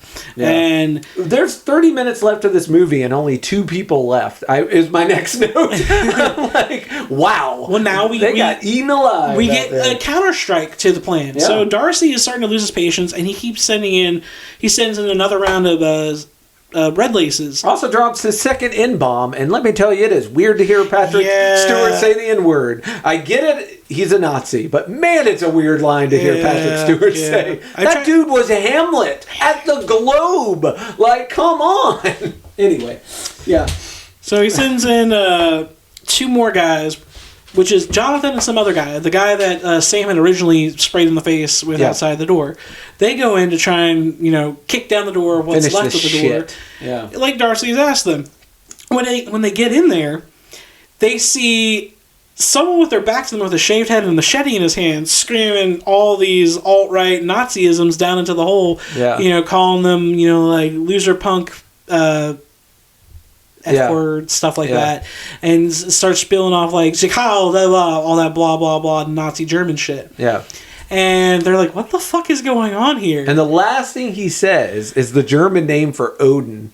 Because he's like, I can't remember what it was. It was like, Hegerstein! And they're like, what? Hegerstein? He's like, Odin himself. It's Odin himself. He turns around and it's Pat. He's completely shaved his head because him and Amber decide to go all in on this paintball scheme of... Long story short, when he was playing paintball against like these fucking ex-Marines, they kept losing. And it was because they were trying to do it the way you would do it in war. And they're like, these Marines know war. But if we start doing it like we don't care, just charging at them, we'll win. And sure enough, they beat these Marines in paintball. Now they're trying to apply it to this. Pat yells out, it's Odin, and jumps down the hole into the drug basement. And at some point, he had shaved his head completely while in there. Yeah. He had put on war paint. Yeah. And stolen one of the dead Nazis' jackets. We're going crazy approach now. Yeah. And he's down in the basement making all kinds of racket. Making it sound like he's fighting one of them down there. And they're just so confused. Like, what the fuck just happened? And he's like, well, go in the basement with the shotgun. And he's like, well, I think it's a trap. It's like, oh, duh. He's like, and he shaves. He's like, dude, there's only 3 shells in here. Yeah. Like, it's a trap. And he's like, yeah, I know you want to go back and tell Darcy we couldn't handle it and we needed more people? Good point. Yeah. So, he jumps in the fucking hole while the fat one stays just on lookout. And while he's on lookout, we see the couch behind him the cushions lift up, and Amber had made a little hole in the couch. Where she was hiding and out. She's crawling quietly Army towards style. this guy with that box cutter that Justin dropped way back when. And sure enough, fucking Pat is just like, Amber keeps causing the guy with the shotgun shells to shoot. Yeah. And then yelling out, only got 3 shells. He's only got 2 shells. He's only got 1 shell. Because when Jake almost walks up to the curtain where Pat's hiding, he's like, nah, fuck it, I'm gonna get reinforcements. He's like, I'm not doing this. He goes around and he talks to the guy at the top of the hole, and that's when he just sees Amber slice his throat from ear to fucking ear, and he shoots at her. Shoot one. Shoots his friend in the process. She's like, he's only got 2 shots now. Yeah. And then fucking drops his body in front of him, and he doesn't shoot. Turns around. I didn't fall for that one. Yeah. Turns around and then goes to drop what you think is her legs down in the hole. Yeah. Shoots it again. It was Emily's body. Another body. Her own friend she uses cannon fodder. Yeah. Okay. Survival of the fittest. She's like, he's only got 2 shots now. Yeah. And so. Well, at this point, 1. Because, he just. 1 shot. 1 shot now. And so Pat goes to try and rush him, and he shoots, and he's like, oh, fuck this. He's like, no more shots. Yeah. And so Pat tussles with him. Pat gets the shotgun, and with, again, 1 fucking arm, manages to load the single shotgun shell into the shotgun. And is trying to turn it on this Nazi. But the Nazi has 2 arms. Yeah, so he's actually turning it towards Pat. But behind him, Amber, MVP, comes down. We should mention also there's a small handgun that the other guy had. Yeah, his pocket. And she picks up the handgun, shoots him in the head. But brilliantly, when she did that on purpose, she let that gun fall down there with him because he goes to pick it up, and that's why he threw away the shotgun for Pat to be able to grab. Pat has his ammo. Shit! There's no ammo. There's no. All misdirection. And Amber's just holding the clip, and she's like, no shots. Yeah. So he drops the fucking 9mm and goes to try and attack Pat. That's what left it open for her to be able to grab that gun, cock it back, shoot him in the neck, shoot him in the head. The double shot to the head was intense. And from the side, so you have no risk of hitting Pat. Very smart. Yeah.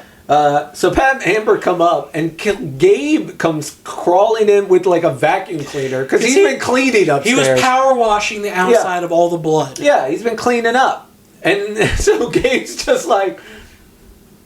He straight up just goes into, man, I never wanted this to happen. Yeah, he just sets his shit down. They take him prisoner with no muss, no fuss. Gabe is Gabe was done before this started. Even though at one point Darcy gives him his red laces and is like, "Hey, you're one of our bigwigs now." Gabe was already tired of this He shit. straight up said when he's like, "I never want any of this." He's like, "I just want to go to jail already." Yeah. He straight up says he's like, "I just want to go to jail."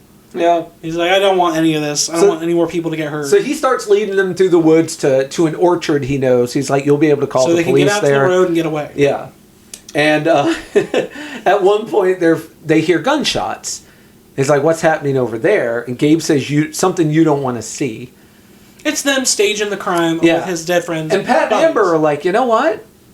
Let's go finish this shit. Gabe, you're free to go. Call the police, though." And he's like, "I will. If you try running off, I'll find you." Yeah. Amber gets scary on Gabe's like, "I know you will."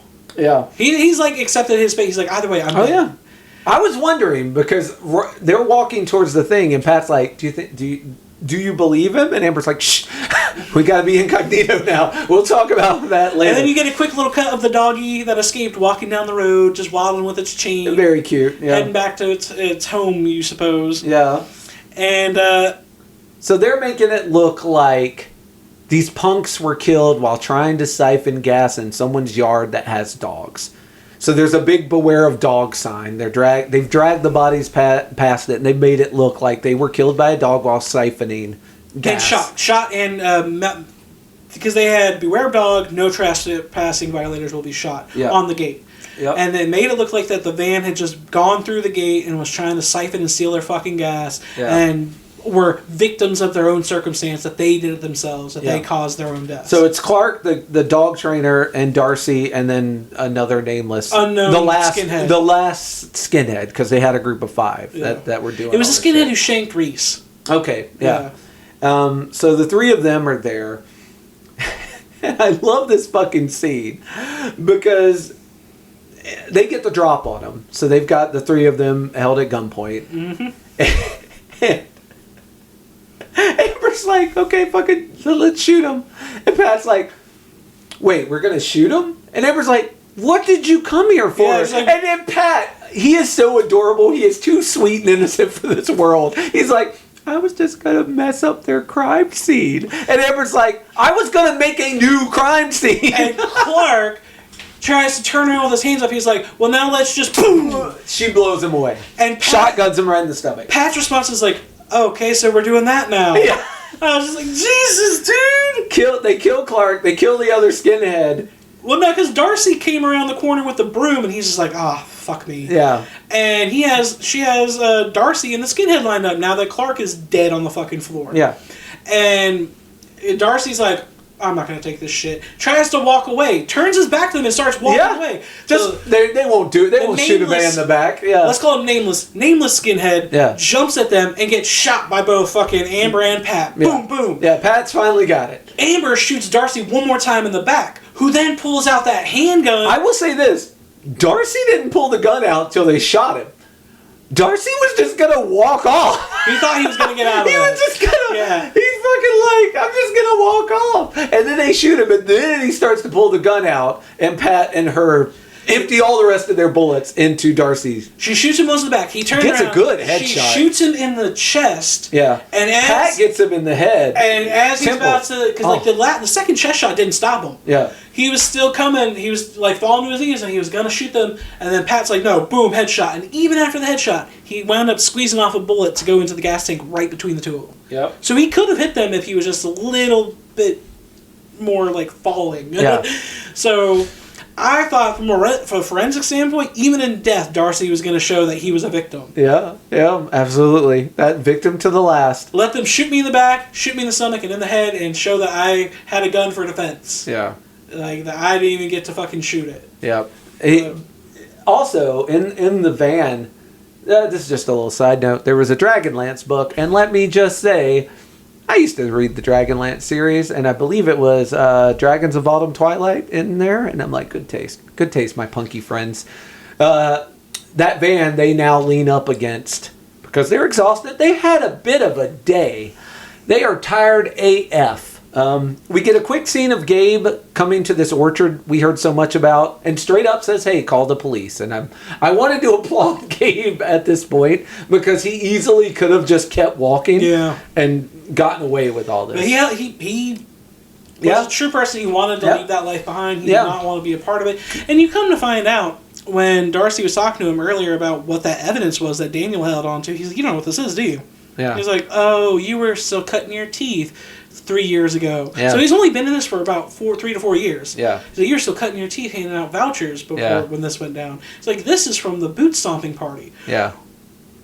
Do you know what a boot stomping party is? I assume it's very much the bite the curb scene from American History X. Essentially, yes. Yeah. It's a large gathering of skinheads and neo-Nazis where they will randomly attack people that they find on the streets of ethnicity, bring them back to their place, and you earn your stripes, your blood stripes, by beating them to death at a boot stomping party.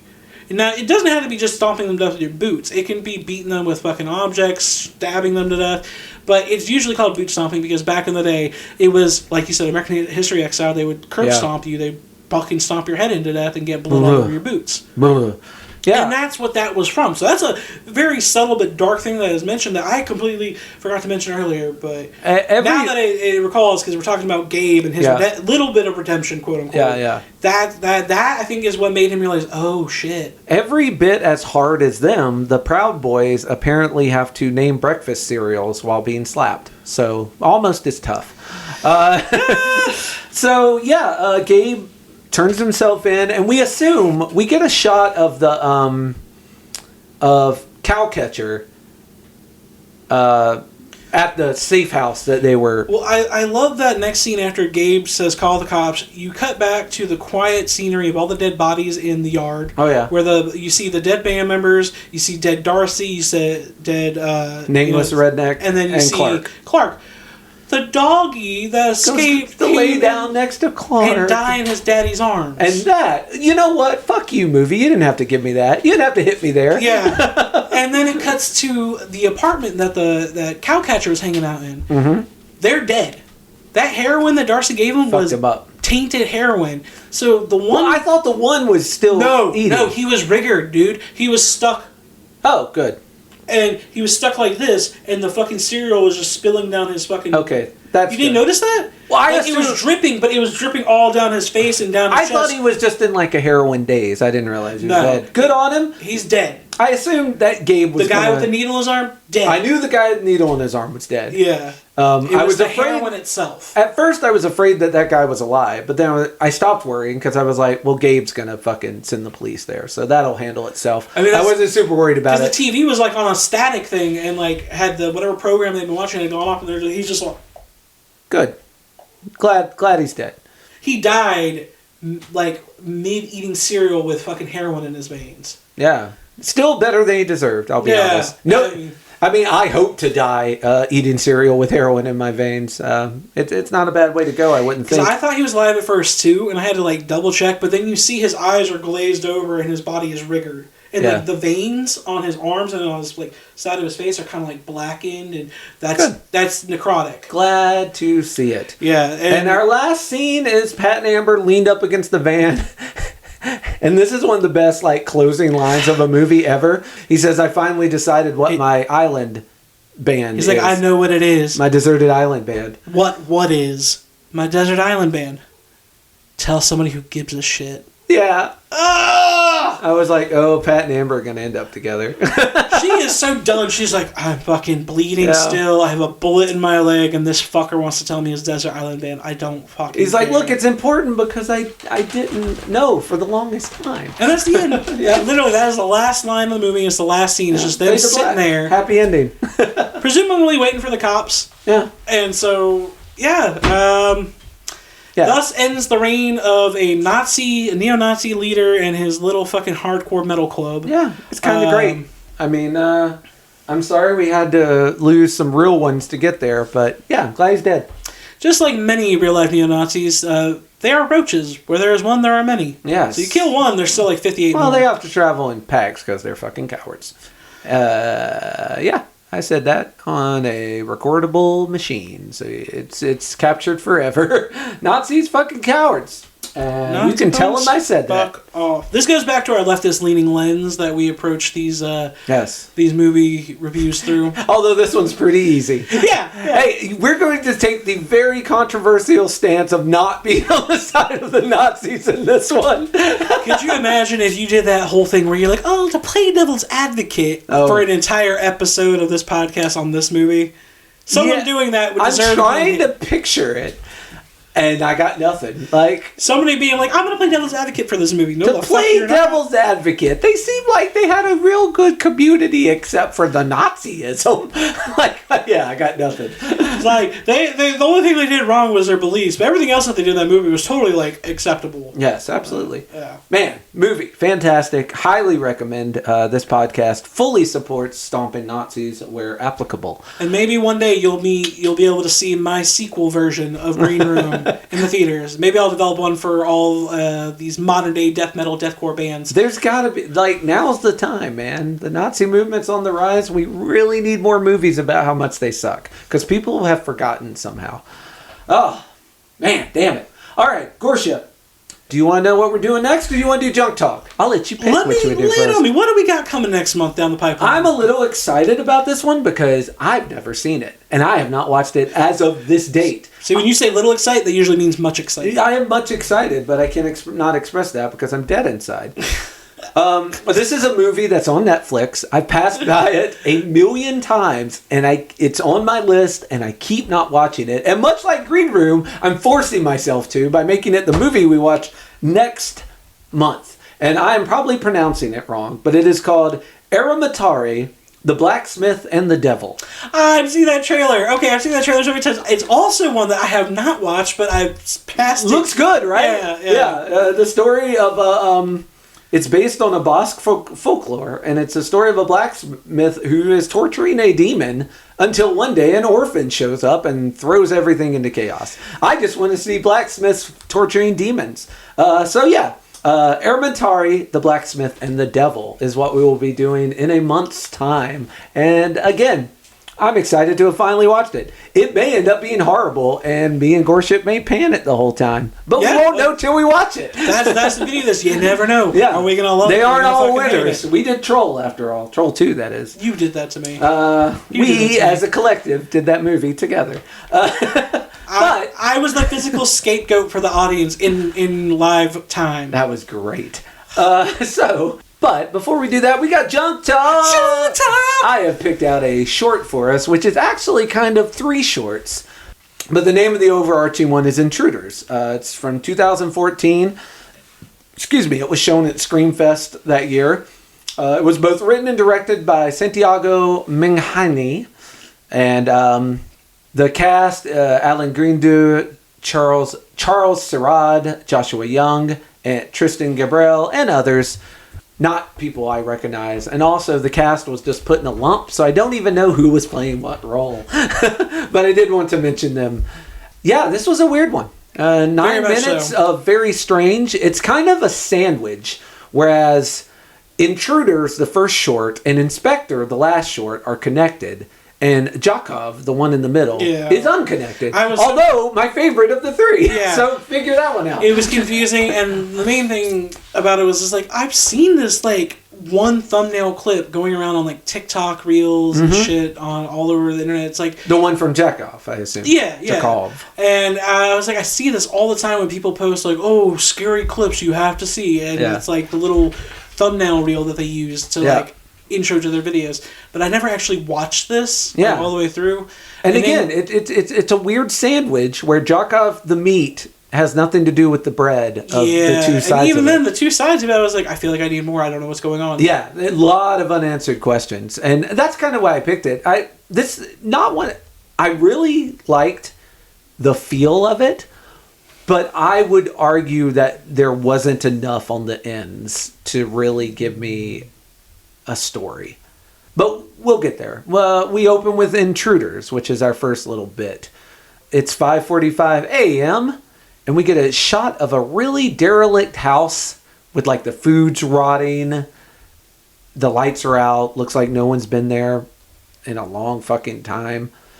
And it's cool because you get shot from the kitchen window, and you see eggs splat on the kitchen window. Obviously, some hooligans are outside egging this house. But the camera's kind of panning around, and you get a brief glimpse of this kid kind of in his underwear, no shirt, dark circles under his eyes. I would describe him as a Billy Kidman in Raven's Flock. I thought it was an old lady sitting on the couch. Well, we're getting there. The next shot is of an old lady sitting on the couch. Okay. And then you see something walk by her, which we assume is that child. Yeah. Then you see the TV that she's watching, which is not on, because I don't even think this place has electricity. Yeah, it's like dead. But you see, it's weird, because you see in the reflection of the TV, the kid standing next to the old lady. And neither of them are moving. Like, nothing is happening. Derelict house, garbage. You kind of get the idea of a hoarder. You get the idea of food left to rot. You hear the doorbell ring. The kid, like, jerks and looks at it. Then we cut to outside the house. There's two kids giggling and laughing. Yeah, they run away. They kick over the trash can on the way out. Probably douchebag kids. Yeah, douchebag kids. Probably the same kids that egged the fucking house. Yeah, big time. Yeah. And then... That's the end of black screen. Section 1. Yeah. Chekhov comes up. And this is the one that I like. It tells a complete story, really quick. Still a couple of unanswered questions, but tells a whole story. Very quick and simple, like... Yeah, so quick. Like, this whole thing's about 9 minutes, so you have to consider that each of these shorts I'm describing, 3 minutes, tops. So that whole scene of Intruders, that was like a little 3-minute snap. Jack off, another 3-minute snap. We open to snow. It's snowing, and we're in... I don't know, some skyrise apartment 20th floor of a high rise. Some little kid sitting at his desk drawing. Got a lot of boxing. I wouldn't even call him a kid. I'd call him a teenager. Yeah, you're right. Call him a teenager. Yeah, teenager sitting here drawing. A lot of art that he's done. Looks like he's a big fan of boxing for whatever reason. Typical teenage boy room, and there's art, there's sports. He's at his table drawing and or working on some type of schoolwork. Yeah, I can't remember exactly. And then you hear like this crazy, like demonic whispering, like. He just looks around. And he's like, you know what I'm gonna do? I'm gonna get my telescope out. Here's the thing. I'm gonna get my little pirate's telescope out. I have come to the conclusion, and this is my own headcanon, because again, these shorts don't give you a whole lot to go with, that the telescope is cursed. The telescope called to him.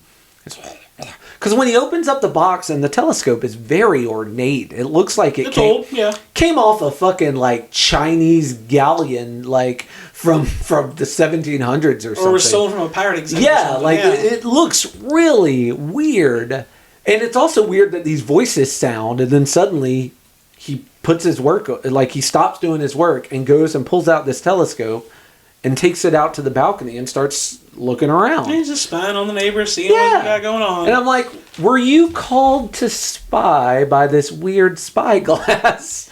And he's trying to focus the telescope. You know, he's like, okay, I can't get it. All right, so I'm going to lean down so I can just rest against the ledge. Yeah, he rests the telescope on the ledge, and he finds one room. Most of the rooms there's no one in. Like the apartment building across the street's deserted. But he finds one. And when he zooms in, it's a woman choking another person, seemingly another woman. And like almost as soon as the telescope lands on that room, like he focuses on that room, she looks up and points at him. Yeah, and I was like, bro, how the fuck do you see that well? And immediately up and out, and she's moving weird but fast as bro. She got down from like the 16th, 17th floor. And out that fucking building across the street super quick. And then runs into his building. He sees her run across the street. And she's got this weird gait. Yeah. And she looks odd. But you can't really figure out why she looks odd. It's very uncanny valley. Like it's human, but it's not human. It looks like it's something trying to be human that's not. Yeah. And he hears like it coming up the stairs. Oh, her breaking through all the doors, running up the stairs super quick. It is fucking terrifying. Yeah, and he immediately after door after door after door after door. Of her he drops the telescope. He's all freaking out, and the fucking door opens, and everything's slow mo. Yeah, this girl is amazing looking. She's huge. She is like 11 feet tall. She crawls through the door. And it is so good. Like she like looks around and sees she's like, him. Yeah, charges at him, and he's just terrified. Yeah, absolutely and it was such a God. This was such good. This was so well done. Like, she didn't look fake coming through the door. Like, it looked real. The special effects were uncanny. I don't know if they just made a small door for her to come in through, how they did it, but it was great. Next scene, you see the kid on the stairwell. And he's all twitchy. And as he's staggering out the stairs, he's growing. And his face is contorting to look like hers. And, like, by the time he gets to the landing from where the floor that the camera's on, he's, like, tall enough that he takes up the whole stairwell. Yep. Fade to black. I was like, what the fuck just happened? I was like, I need more answers. And then we get the third scene. Yeah, now it says Inspector. We're moving on to the third. I'm just going to say for Jackoff, I feel like the telescope was cursed. And when you see the sign of, like, a demon, that demon will come to you and make you one of them. I think cursed telescope, that's my answer. I'm sticking with it. Okay. Because, again, they don't give you enough to go on. Yeah. Somehow she turned him into a freak like her. So we go to Inspector, and we see the same house that you would recognize from Intruders from the outside. We go inside, and there's the most fucking stereotypical Inspector I've ever seen in my life. Old, bald man with a camera and the long, brown, tan trench coat. Like, he is Detective Last Day on the Force, if you've ever seen it. Working after hours. Yeah. On a case that... But you don't know. Like, what is this inspector inspecting? Was there a murder here? Did people disappear? Is he actually just, like, taking pictures for some sort of weird, like, housing purposes? Like, why is this inspector here? We have no idea. No clues, only questions. Yeah, like, we see him taking pictures. We see the room that had the old lady in it, and she's gone now. Yep. We see what we assume is the child's room. And we're getting it. It's very similar to the one about the weird... the kid who broke his camera and the thing that visited him. Yeah, okay. It's that kind of ending in that every time he clicks, we get the shot of what it is. The darkened hallway the camera is lit up for just a brief second. Yeah. And the last shot is he's taking a picture of the room where the old lady was. And down the hallway, you see what appears to be something standing. And you see him put the camera down and give the horror movie trope of, I'm very curious, what is that? Brings the camera back up, snaps it. We get a shot of the kid with fucking glowing eyes. Yeah. Fucking fade to black. We're done. That's it. I was like, what the fuck did all that mean? Yeah, exactly. Like... This was probably one of the most confusing ones that I think Jackoff should have been taken out and been separate. Could have been his own standalone. Yeah, been its own little 3-minute standalone. And Intruder and Inspector pushed together and fleshed out a little bit. I understand horror wanting to leave you with questions. That's fine. It's a trope that horror's been doing since horror was invented, and I'm okay with it. This left me with too many questions. Because it didn't give you enough ground to establish. Felt unfulfilled at the end of it. I loved what they were doing, and then they just stopped. And I'm like, I liked what you're doing. I wish you would have kept doing it, finished it. It felt like the story of Jackoff started in the middle of its own story. Yeah. Like there was a beginning and end. And that where did the telescope come from? Who's the girl choking? Who's the girl choking the girl? Exactly. I was like, what did the old lady and the kid from the beginning have to do with what the inspector saw at the final picture? Yeah, he saw the kid. Didn't see the lady. Did he see the lady? Did the kid kill the lady? Yeah. And then it's just haunting the house now? Yeah. Did she kill the kid and then herself? And if so, where's the body? And why is the kid still... Why could he see the kid, not the lady? At least Jackoff left me... I'm calling it Jack Off. At least Jack Off left me with enough that I felt fulfilled. Like, I was like, that's a nice little 3-minute story. That's great. These two did not. I needed more than what they gave me. I loved what I saw. I would have liked to have seen more. Yeah. Like, if you were to splice the first and third scene together, you could make one long scene that would make sense. Mm-hmm. Jack Off could have played a part in that if something from the first and last scene, like, I don't know, if they would have shown the telescope. Even the telescope had just been on the table. And it magically came from the dead person's house. That would make sense why, like, some demonic entity fucking, like, was attached to it. That would make sense. Yeah. Because, maybe Jackoff was one of the kids. I thought at first that maybe Jackoff was one of the kids who was fucking egging the house and kicking over the trash cans. Yeah. I thought that maybe that was the connection. Yeah. but there was no real clarification. So this, it just left me wanting more. Yeah. I was like, I need more to establish some type of grounding in what the story is going with. Yeah. Where am I going with I liked what you did, Santiago, but too many unanswered questions. More than I personally have the stomach for. Your mileage may vary. I mean, you may watch this and be like, oh, I love it. I got to make my own headcanon, blah, blah, blah, blah. And that's cool. I'm not telling you how to enjoy cinema. In fact, I wouldn't have brought this up. This would not have been my short if I did not think there was a lot here to enjoy. And I want everyone. It's got the link, as always, will be in the show notes. I want you to go and see this. And tell me, are me and Goreship off base here? Did we miss something? Did we miss something? Yeah, please. Are we just not thinking deep enough about it? Also in the comments is ways to contact both of us. So please do and let us know if we missed something or if you agree with us. Obviously, don't bomb Santiago. I mean, I like what he did. Santiago, I feel like you had an idea, but you didn't finish your idea. Yeah. That's what I feel. Me personally, I feel like you had a thought but didn't finish it. Santiago, if you'd like to come on here and talk about it, please feel free. Defend your honor, sir. I'm not saying you have to defend your honor. Again, mileage may vary. Just for me, I would have liked more answers. And you know what? If you come on the podcast and just give us those answers one-on-one, I'll take away all my criticism. I'll be like, all right, yeah, that's worth it. But that is all for this month. We hope you come back next month and watch The Blacksmith and the Devil before you do, so that you are prepared and your homework is done. It's going to be a good one. Hopefully. Yeah, fingers crossed. Until then, as I've said before, all the social medias, you can contact us. Please do. Let us know what you thought. Thank you very much for listening, and we will see you next month. Laters. Adios.